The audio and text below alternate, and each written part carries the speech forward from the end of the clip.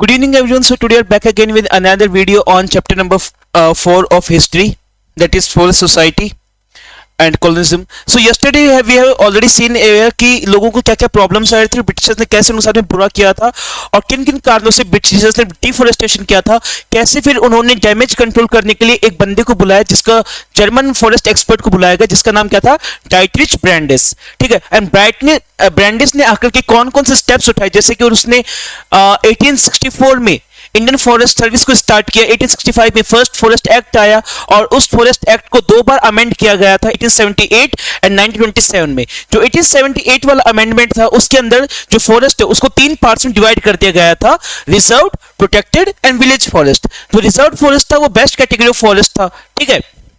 अब हम आगे देखेंगे कि कैसे ब्रिटिशर्स को एक और प्रॉब्लम थी और वो प्रॉब्लम क्या थी, शिफ्टिंग कल्टीवेशन की. अब शिफ्टिंग कल्टीवेशन क्या होता है इसके बारे में मैंने आपको कल की वीडियो में बता दिया था. Now here is an important thing कि शिफ्टिंग कल्टीवेशन किस नाम से जाना जाता है. First, one of the major impacts of European colonialism was on the practice of shifting cultivation और स्वीडन कल्टीवेशन. सो आपसे एमसीक्यू से पूछा जा सकता है कि शिफ्टिंग कल्टीवेशन या स्वीडन कल्टीवेशन किसको बोलते हैं. अब इसके अलग अलग नाम है. This is a traditional agriculture practice in many parts of Asia, Africa and South America. It has many local names such as lading in Southeast Asia, milpa in Central America, chitman or tavi in Africa and china in Sri Lanka. In India, dhaya, penda, bewar, newar, jhum, podu, khandad and kumri are some of the local terms for Sweden agriculture or shifting cultivation. Okay. Next, up now what are things that are done into shifting cultivation? In shifting cultivation, part of forest are cut and burnt in rotation. ठीक है. यानी कि एक जंगल होगा, जंगल का छोटा सा हिस्सा आपका जलाया जाएगा और काटा जाएगा और उस पर क्या की जाती है, खेती की जाती है. ठीक है. Seeds are sown in the ashes after the first monsoon rain. ठीक है. And crop is harvested by October and November. Such plots are cultivated for a couple of years and then left fallow for 12 to 18 years. ठीक है. अब इसके ऊपर मुश्किल से 2 साल के लिए क्या होती है, खेती होती है और 2 साल खेती करने के बाद में इस एरिया को 12 से 18 साल के लिए क्या किया जाता है, खाली छोड़ दिया जाता है, ताकि सोइल ने जो अपनी फर्टिलिटी लूज की है वो वापस से क्या की जा सके, रीगेन की जा सके. ठीक है.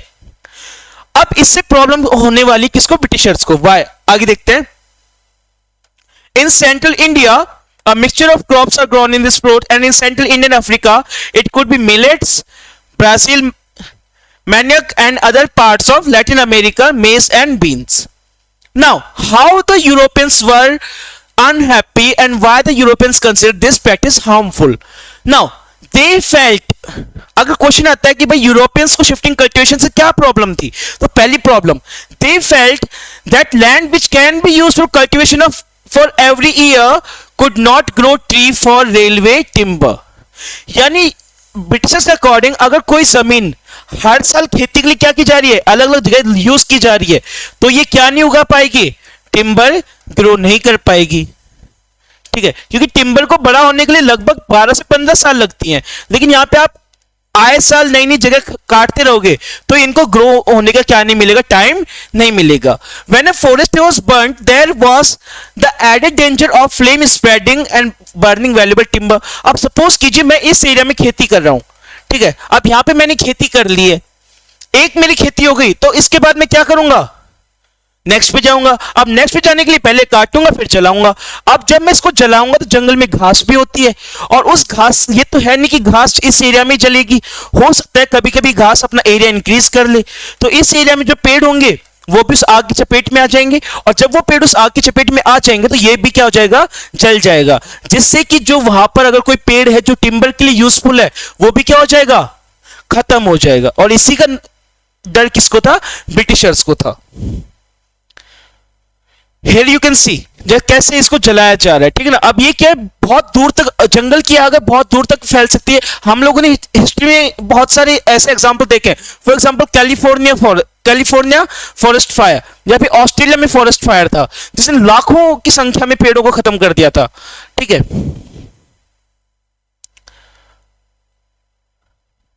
In shifting cultivation, a clearing is made in the forest, usually on the slope of hills. After that trees have been cut, they are burnt to provide ashes. The seeds are then scattered in the area and left for to be irrigated by the rain. Shifting cultivation also made it harder for the government to calculate tax. अब suppose कीजिए ये जगह है, मैं यहां पर खेती कर रहा हूं एक साल में, ब्रिटिशर्स ने देख लिया, अब जब टैक्स लेने आएंगे तब तक मैं भाई यहां पे आ गया खेती करने, यानी इनके लिए मुझसे टैक्स लेना क्या हो जाएगा, बहुत मुश्किल हो जाएगा, क्योंकि मेरी कोई पर्टिकुलर जगह फिक्स्ड नहीं है, मैं हर साल अपनी जगह क्या कर रहा हूं, चेंज कर रहा हूं, जिसकी वजह से उनको प्रॉब्लम्स आती हैं. ठीक है. Therefore, the government decided to ban the shifting cultivation. As a result, many communities were forcibly displaced from their home in the forest. Some had to change their occupation, while some resisted through large or small rebellion. इसका नतीजा क्या होता है भाई, लोगों का अगर आपने खाना पानी बंद कर दिया, आप खेती करना बंद कर दिया, तो लोग क्या हो गए, लोग अपना घर या तो चेंज कर लिया, या फिर उन्होंने भाई अपना धंधा ही बदल लिया, या फिर उन्होंने रिवोल्ट शुरू कर दिया. किसके अगेंस्ट में, ब्रिटिशर्स के अगेंस्ट में. अब खेती पे आपने बैन लगा दिया, अब आपने किस पे बैन लगा दिया, हंटिंग पे, आपने शिकार करने पे बैन लगा दिया. अब देखिए ये बहुत आयरॉनिकल चीज है कि जिन्होंने शिकार करने पे बैन लगाया उनकी वजह से बहुत सारी स्पीसीज किस में आ गई थी, डेंजर में आ गई थी, एक्सटिंक्शन के. कैसे, देखते हैं. The new forest laws change the lives of forest dwellers and yet another way. Before the forest laws many people who lived in or near forest had survived by hunting deer, partridge yani titar, and a variety of small animals. This customary practice was prohibited by the forest laws. Those who were caught hunting were now punished for poaching. यानी Britishers से पहले लोग क्या करते थे, छोटे मोटे जानवरों की शिकार किया करते थे, ठीक है, और अपना जीवन यापन या फिर मतलब कि खान पान की पूर्ति करते थे. लेकिन जैसे ही अंग्रेज आते हैं उन्होंने इस सबको क्या करते हैं, बैन कर दिया. और अब अगर कोई भी शिकार करता हुआ मिला तो उसके अगेंस्ट में क्या किया जाएगा, लॉ ट्राई किया जाएगा, उसको सजा दी जाएगी. While the forest law deprived people of their customary rights to hunt, hunting of big game became a sport. In India, hunting of tigers and other animals had been part of culture of the court and nobility for centuries. ठीक है, that means कि लोगों के लिए तो उन्होंने क्या बंद कर दिया, बैन कर दिया. लेकिन इंडिया में बड़े जानवरों को मारना एक खेल समझा जाता था. आप लोगों ने बहुत सारी शिकारगाह भी देखी होंगी जो राजाओं के द्वारा बनवाई जाती थी जब वो शिकार करने जाते थे. आखेट जिसको हम बोलते हैं, आखेट करने जाते थे, जिसमें बड़े जानवर क्या करते, शिकार करते थे. ठीक है, और ये शिकार ब्रिटिशर्स ने भी क्या किया, कंटिन्यू रखा. अब ब्रिटिशर्स के तर्क सुनिए कि उन्होंने बड़े जानवरों को ही क्यों मारना उचित समझा और क्यों बड़े जानवरों को मारा. सो उसके पीछे तर्क क्या दिया गया कि जो आपका बड़ा जानवर होता है, ठीक ना, इस कदर इन जानवरों को मारा गया कि बहुत सारी स्पीशीज क्या हो गई, एक्सटिंक्ट यानी कि विलुप्त होने के कगार पर आ चुकी थी. अब इन्होंने मारा क्यों उनको. So the Britishers saw large animals as sign of wild primitive savage society. They believed that by killing dangerous animal the British could civilize India. They gave rewards for killing of tigers, wolves and other animals on the grounds that they posed a threat to cultivators. ठीक है, सो उन्होंने बड़े जानवरों की मारने पर क्या लगा दी थी कि भाई आपको इस पे इनाम दिया जाएगा, आप जितने बड़े जानवर मारोगे. और इनाम के लालच में लगभग 50 साल के पीरियड में 80,000 बाघ, 1,50,000 तेंदुए, 200,000 के अराउंड आपके भेड़िए, इन सबको मार दिया गया. और इस कदर मारा गया कि 1950 आते आते इंडिया के अंदर से चीतास का तो नामो निशान ही खत्म हो चुका था. ठीक है, और टाइगर्स का नंबर इतने लो लेवल पे जा चुका था कि हमें प्रोजेक्ट टाइगर चलाना पड़ा. ठीक है, हमें प्रोजेक्ट टाइगर को क्या करना पड़ा, लॉन्च करना पड़ा 1973 में, ताकि टाइगर्स की पॉपुलेशन को क्या किया जा सके, कंट्रोल किया जा सके. आज के टाइम पर हमारे पास लगभग 55 टाइगर रिजर्व्स हैं. ठीक है, now new trade, new employment and new services. अब लोगों की हंटिंग बैन कर दी, लोगों का कल्टीवेशन बैन कर दिया, तो उन्होंने नए धंधे ढूंढने शुरू कर दिए. लेकिन इंडिया एक ऐसी कम्युनिटी रह चुका है जहां पर पहले से ही ऐसी कम्युनिटीज थी जो ट्रेड करती थी. ठीक है, इस पेज पर हम क्लियरली देख सकते हैं कि in India the trade in forest products was not new. From the medieval period onwards we have records of Adivasi communities trading elephants and other goods like hides, horns, silk cocoons, ivory, bamboo, spices, fiber, grasses, gums and resin through nomadic communities like Banjaras. In early times what happened, the Banjara was a community which moved into huge number.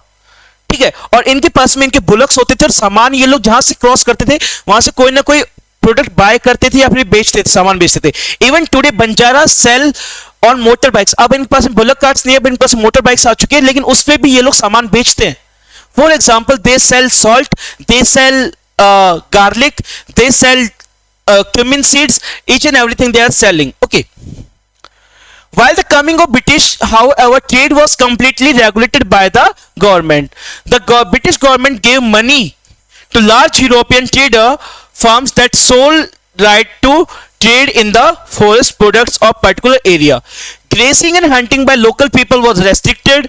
In the process, many pastoralist and nomadic communities like the Korwa, Karcha and Yerukulas of the Madras presidency lost their livelihood. Some of them began to be called criminal tribes and were forced to work instead in factories, mines and plantation under the government supervision. Now what was happening कि आपने लोगों से उनका जीवन छीन लिया है, ठीक है। अब उन लोगों को और कुछ करना नहीं आता, जिसके वजह से उन्होंने या तो रिवोल्ट किया या फिर उन्होंने चोरी डकैती की, जिसके चलते ब्रिटिशर्स ने उसको क्या टैग दे दिया, क्रिमिनल ट्राइब्स का, यानी कि ये आपराधिक क्या है, कबीले। और इन लोगों को पकड़ पकड़ जबरदस्ती कहां पर काम करवाया, अपनी खदानों में काम करवाया, अपने जो टी के प्लांटेशन से बड़े बड़े वहां पे काम करवाया, और गवर्नमेंट फैक्ट्रीज में काम करवाया, और किसके सुपरविजन में, गवर्नमेंट के सुपरविजन में, ठीक है। New opportunities of work did not always mean improved well-being for the people. In Assam, both men and women from forest communities like the Santals and Orions from Jharkhand and Gonds from Chhattisgarh were recruited to work on tea plantation. अब होता क्या था, ये लोग लोगों से जंगल कटवाते, वहां पर टी प्लांट करवाते, और उन टी प्लांटेशंस में इन्हीं लोगों से जबरदस्ती या तो बहुत ही कम तनख्वाह में या फिर जबरदस्ती इनसे क्या करवाया जाता था, काम करवाया जाता था, ठीक है, और इनको घर नहीं जाने दिया जाता था। नेक्स्ट, अब इतना सब अगर आप लोगों को सताओगे तो डेफिनेटली क्या होगा, रिबेलियन होगा, ठीक है ना, बगावत होगी। अब इंडिया में रिबेलियन ऐसा नहीं कि पहली बार हो रहा है, बहुत पहले भी बहुत सारे ऐसे एरियाज थे और ऐसे बहुत सारे लीडर्स उठे थे, जिसमें सबसे फेमस नाम है बिरसा मुंडा का, और दूसरा Alluri Sitaram Raju, who said that he has supernatural powers. ये नाम शायद हर किसी ने सुने होंगे, ठीक है। सो ऐसे ही कुछ नाम थे।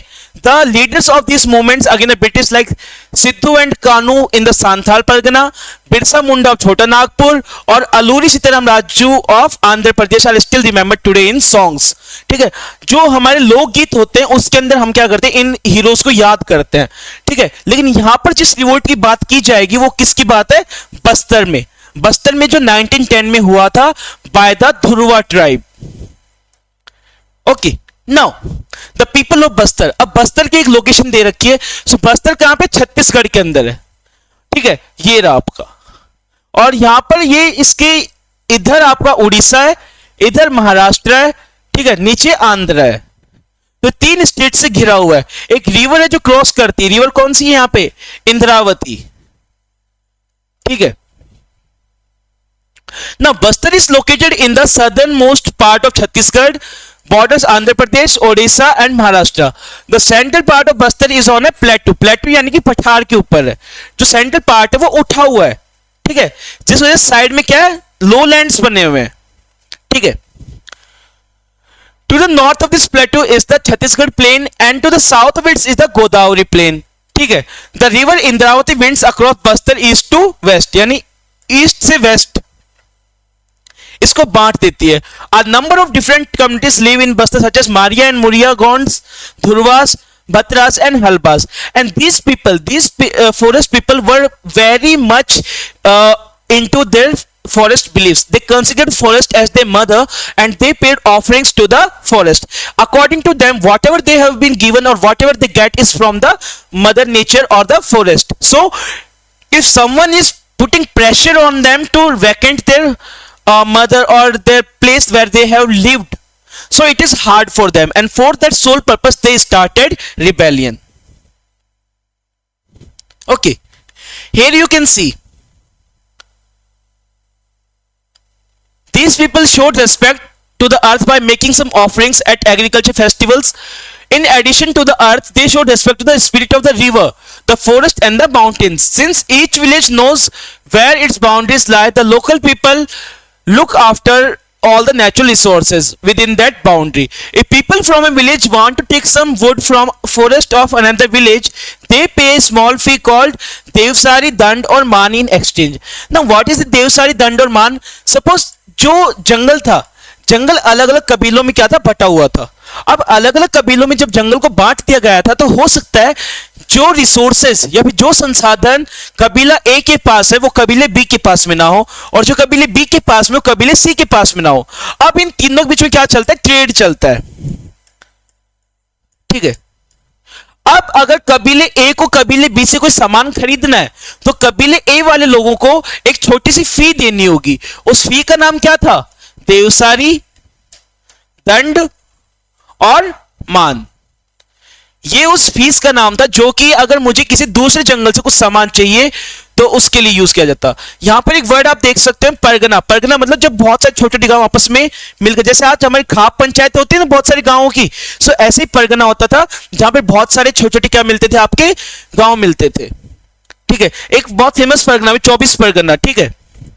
Next, the fear of the people. अब लोगों का डर क्या था, अब लोगों का डर ये था, when the colonial government proposed to reserve 2/3 of the forest in 1905 and stop shifting cultivation and halting and collection of forest produce, the people of Bastar were very worried. यानी कि जंगल जो होगा उसका 2/3 हिस्सा, यानी कि ये पूरा एरिया कौन कंट्रोल करेगा, रिजर्व कर दिया गया. और रिजर्व फॉरेस्ट में सबसे बेस्ट चीजें होती है, जो छोड़ा गया वो ऐसा एरिया जहां पे आपको कुछ मिलेगा ही नहीं. तो लोग ऐसे एरियाज का क्या करेंगे जिसकी वजह से लोगों को क्या होने लगी, प्रॉब्लम्स और चिंता सताने लगी कि भाई उनका भविष्य कैसे होगा, क्योंकि ना वो खेती कर सकते हैं, ना वो शिकार कर सकते हैं, ना ही वो जंगल से कोई सामान ले सकते हैं. ठीक है. अब अंग्रेजों ने क्या किया, some villages were allowed to stay on the reserved forest on the condition that they worked free for the forest department in cutting and transporting trees and protecting the forest from fire.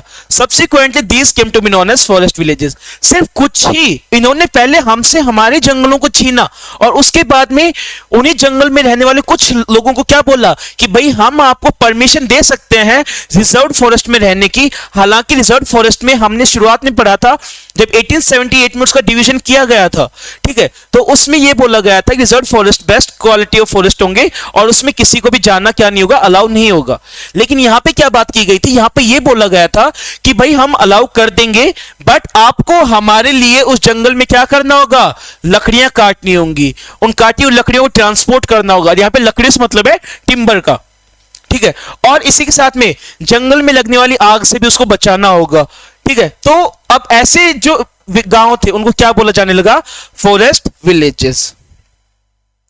लेकिन हर कोई इंसान इन forest villages में नहीं आया. हुआ क्या था कि अभी भी कुछ लोग थे जो क्या चाहते थे कि भाई हमें क्या करना, हमें अपना पूरा जंगल वापस चाहिए. और इसका बेड़ा किसने उठाया, the initiative was taken by the Dhurwas of the Kanger forest where reservation first took place. So आपसे एमसीक्यू से पूछा जा सकता है कि सबसे पहले रिजर्वेशन कहां पे लिया गया, तो वो हुआ था कांगेर फॉरेस्ट में. ठीक है. Although there were no single leader, many people speak of Gundadhur from village Netnar as an important figure in the movement. In 1910, mango bars, a lump of fur, chilies and arrows began circulating between villages. Now see, ये जो अब Britishers ने हर जगह इंसानों पर रोक लगा दी थी, हमारे पास में मैसेज भेजने कोई तरीका नहीं था. और ऐसा सिर्फ यहां पे नहीं हो रहा है, हम आगे भी देखेंगे. जब 1925 में HRA आएगा और 1928 में HRSA आएगा, उस समय भी ये किया गया था कि गांव गांव में रोटियां बांटी जाती थी एज अ मैसेज कि भाई अब हमें विद्रोह क्या करना है, शुरू करना है. और सेम काम कहां पे हुआ था, ट्राइबल्स ने भी किया.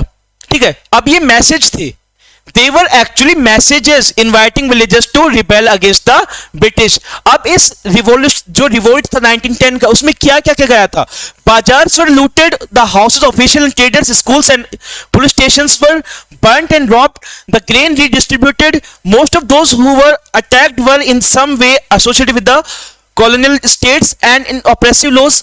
ठीक है. सो लोगों ने क्या किया, उनके जो दुकानें थी, उनके जो बाजार थे, ब्रिटिशर्स के स्कूल से सब कुछ जला दिया. इसी के साथ में अंग्रेजों ने जो सामान लूटा था लोगों से, उसको वापस से क्या कर दिया गया था, बांट दिया गया था. अब इस रिवोल्ट का अंत कैसे हुआ? So the British sent troops to suppress the rebellion. The Adivasi leader tried to negotiate, but the British surrounded the camps and fired upon them. अब आप सोच कर देखिए कि एक इंसान है जिसके पास में सिर्फ और सिर्फ क्या है? एक धनुष और बाण है. उसका मुकाबला वो किसका मुकाबला कर रहा है? जिसके पास में गन है. ठीक है. सो गन वाले का मुकाबला धनुष बाण से करे तो ज्यादा समय तक नहीं कर पाए और अल्टीमेटली इन लोगों ने क्या कर दिया? सरेंडर कर दिया. लेकिन जो ब्रिटिशर्स थे, they never managed to capture Gundadhur. Who was Gundadhur? The leader who is said to be who has led the movement, okay, of 1910. अब लेकिन इसमें जो आपके ट्राइबल्स होते हैं उनकी एक विजय होती है. उनकी विजय क्या होती है? The work on reservation was temporarily suspended and the area to be reserved was reduced roughly to half of that was planned before 1910. यानी जो 2/3 था इसका भी आधा एरिया ही क्या किया गया था? रिजर्व किया गया था. The story of forest and people of Bastar does not end here.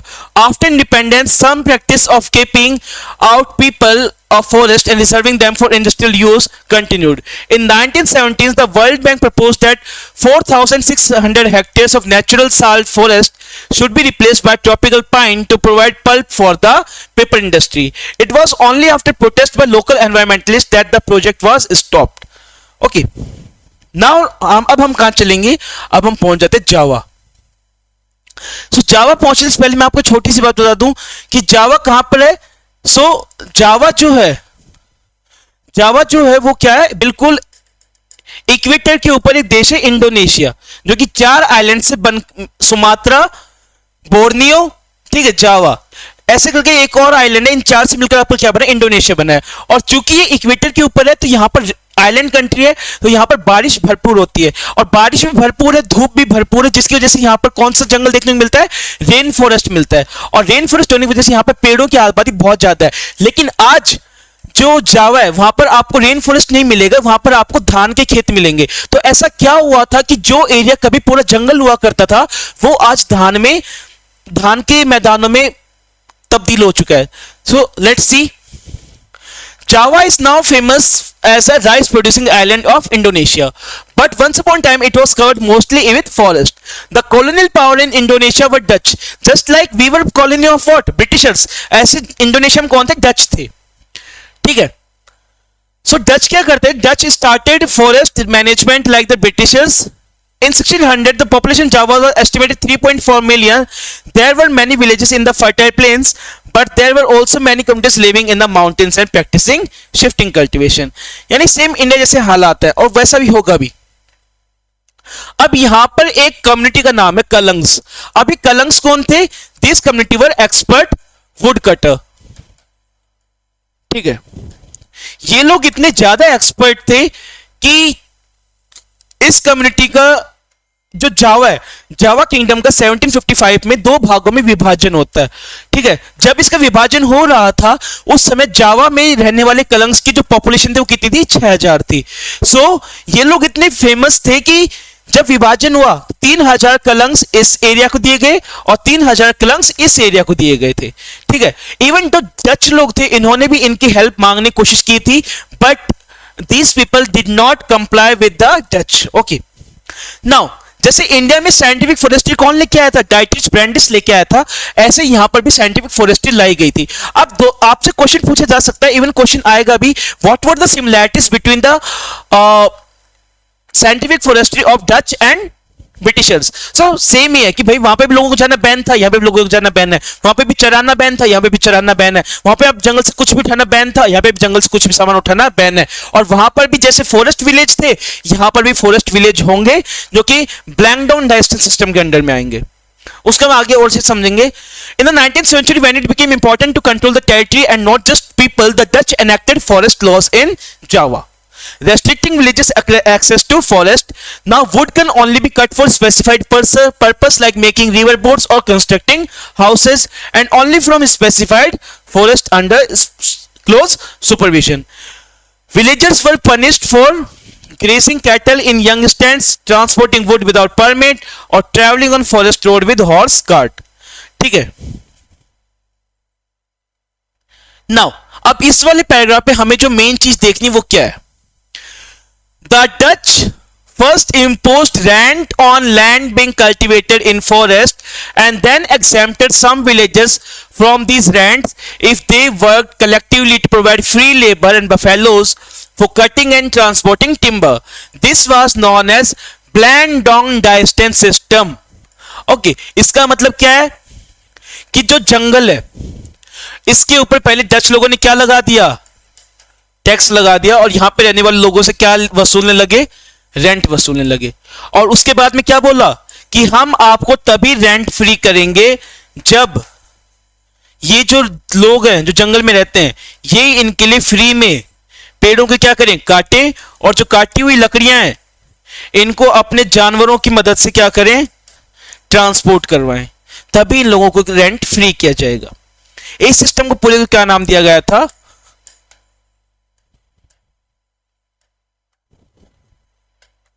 ब्लैंडोंग डायस्टेन system. ठीक है, लेकिन जैसे इंडिया में गुंडाधुर था ऐसे यहां पे भी एक आदमी आता है। उस आदमी का नाम क्या था, Surontiko Samin of Randu Blatung village, a teak forest village. ठीक है, इसने क्वेश्चन स्टार्ट करना, begin questioning state ownership of land, कि भाई डच कौन होते, जंगल के ऊपर कब्जा करने वाला।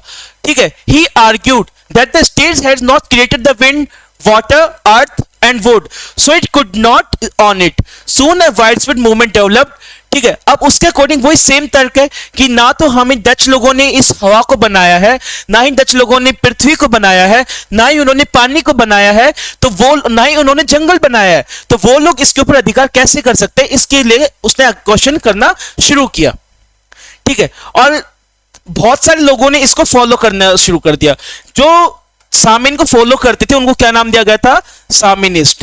और इन सामिनिस्ट लोगों ने क्या किया कि ये अपने जमीन पर लेट जाते थे जब भी डच आते थे, और इन्होंने क्या किया, इन्होंने टैक्स देने से रेफ्यूज कर दिया, मना कर दिया, और फाइन भी नहीं दिया। लेकिन इनकी मेहनत ज्यादा दिन तक नहीं चलती। वाई? बिकॉज उनकी जो मेहनत वो इतना रंग नहीं ला पाते, बिकॉज इसके पीछे रीजन क्या होता है, वर्ल्ड वॉर का। अभी जब तक वो लोग अपनी मेहनत कर रहे थे इतने टाइम में वर्ल्ड वॉर सेकंड स्टार्ट हो जाता है। अब वर्ल्ड वॉर सेकंड में जो डच होते हैं इंडोनेशिया के ऊपर अटैक कौन करता है, जापान अटैक करता है, क्योंकि Japan was a part of the Axis powers. ठीक है, और जो डच थे that were those were part of ally powers. ठीक है, डच बेसिकली है कौन, so Dutch are a country into coming from a country, people of a country Netherland. Netherland के लोगों को डच बोला जाता है। ठीक है, अब इन लोगों ने क्या किया, जब इन्होंने देखा कि भाई हमारे ऊपर हमला हो रहा है, तो डच ने एक पॉलिसी को फॉलो करना शुरू किया। उस पॉलिसी का नाम क्या था, scorched earth policy, destroying sawmills and burning huge piles of giant teak logs so that they would not fall into the hands of Japanese. There is a popular saying into the Hindi films that कि हम डूबेंगे सनम लेकिन तुमको लेकर के। See, that same thing happened over here कि Dutch लोगों ने इतना बड़ा बड़ा, जो ये आप यहां पे देख सकते हैं,